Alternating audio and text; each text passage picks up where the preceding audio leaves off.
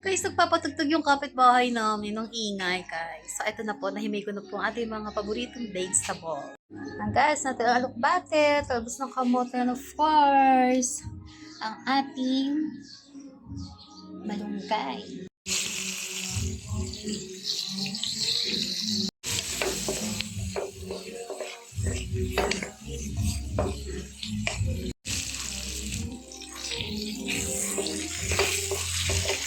Ayan guys, meron po siyang tinapa. Gisunod natin sa bawang sibuyas. And of course, tinapa. Lalagyan ko pala siya guys ng luya para mas masustansya. Guys, lagyan natin siya ng luya.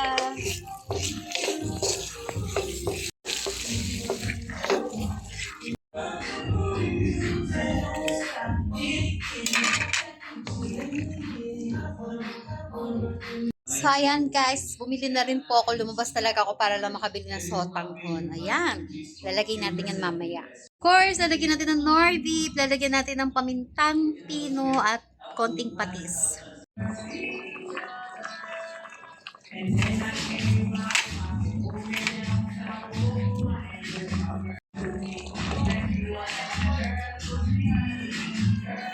So, ayan guys, nilagay na natin ng alukbate.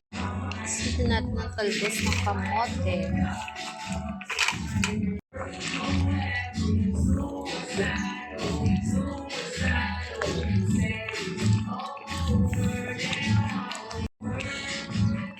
Guys, let's put the malunggay.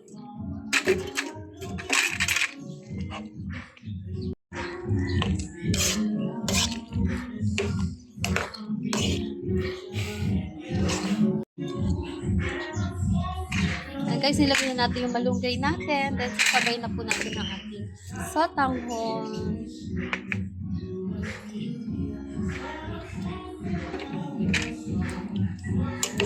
Charan! Looks so delicious, guys. Ang daming vegetable. So, papakuloy na lang natin siya ng isang kulo, guys.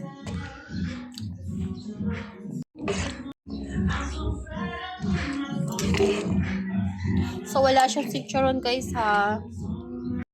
Charan! Let's taste it, guys! Chocolates, mga sisilabs, mga lori ko. Luto na po ang ating masarap na Friday na pang-ulam ng kalahatan. Ano bang tawag dito? Inisang munggo. So yummy and sobrang daming sustansya dahil halo-halo po ang ating vegetable. Sa panga.